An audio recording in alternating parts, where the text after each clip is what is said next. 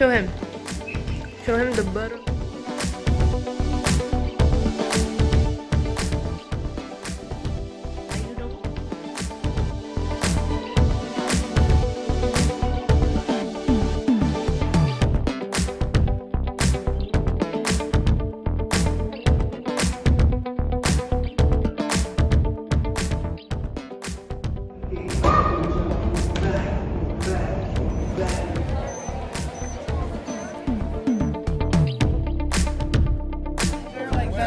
Tell me where it is. Which one? The red.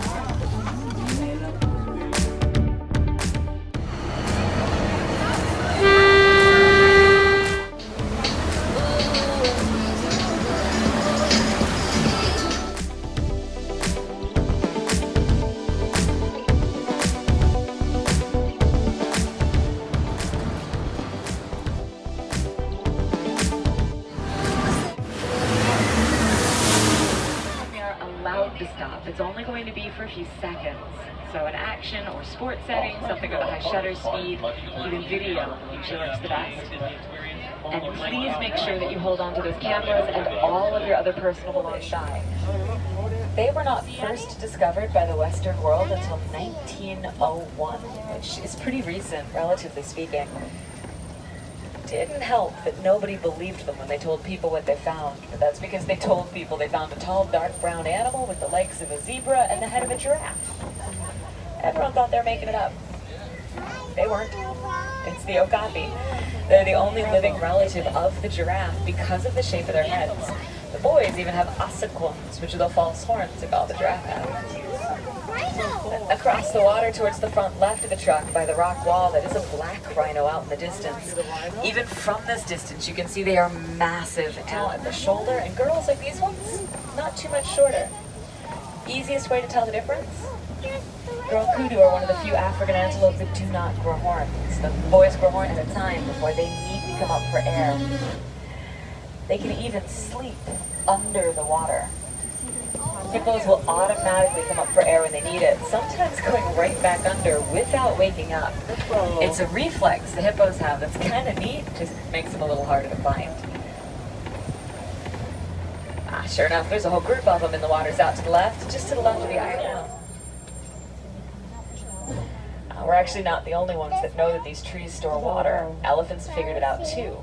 If an elephant is out in the savannah looking for a lake or a river and they don't see any, they find a baobab, they'll go up to the tree and they'll gouge into the trunk of the tree with their tusks. Then they chew on the bark and they suction the water that's stored inside out.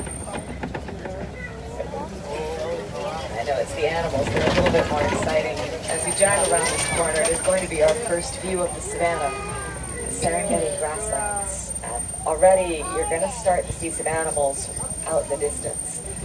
There's a whole group of giraffe in the area.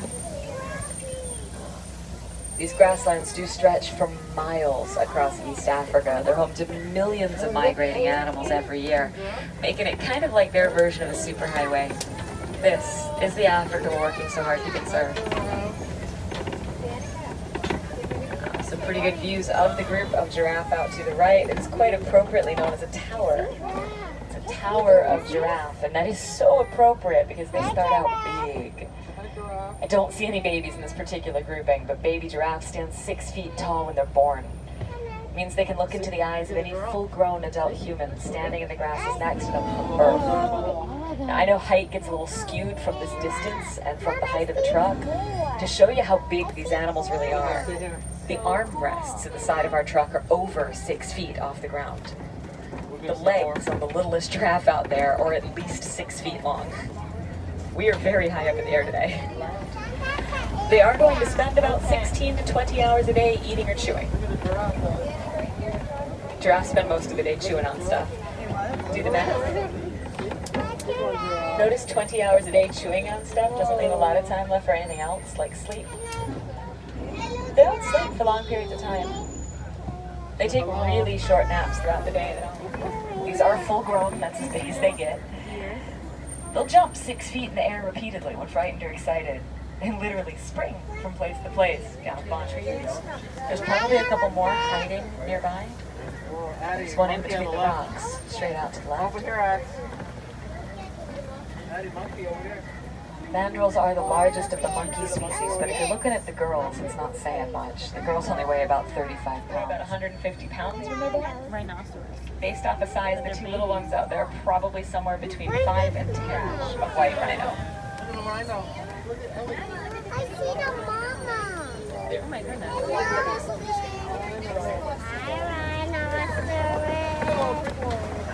To the left of the edge of the rocks, there are a few lionesses. You're going to have a chance to undertake an amazing Navi rite of passage, flying on the back of this powerful animal called an ikron, or as we call it, a banshee. The way you're going to do this is by being matched to something called an avatar. And I'm here to help you guys get ready. But first, we have to scan you for Pandoran microparasites. Alright everyone, stay on your number and move your arms a bit. Okay, start scan.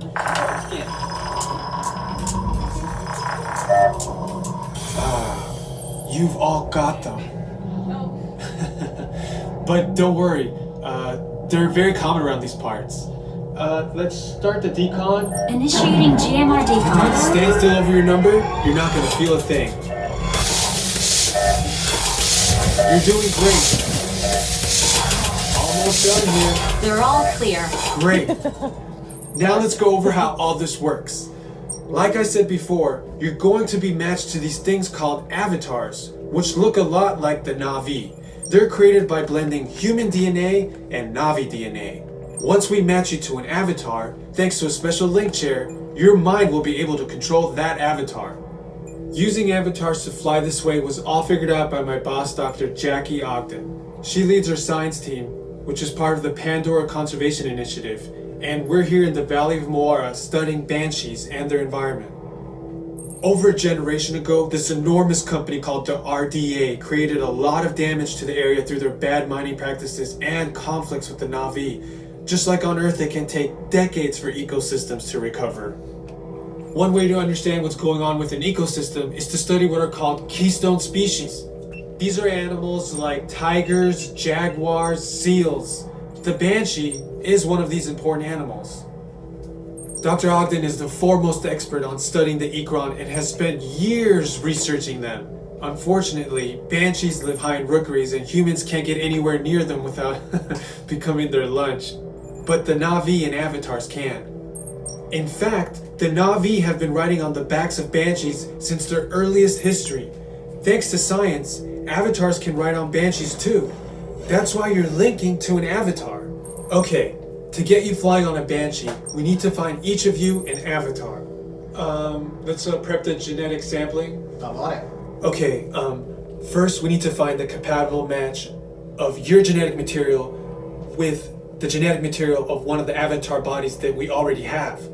Once we do that, you'll be able to link to that avatar and fly. Help us out and move around a bit. Almost. Yes, got him. Now, let's find you your avatar matches.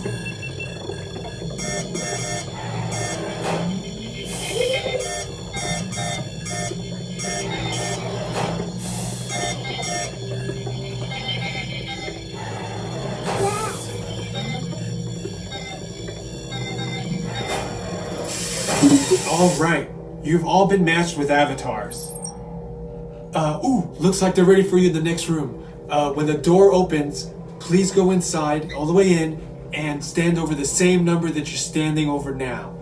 And I'll see you in there.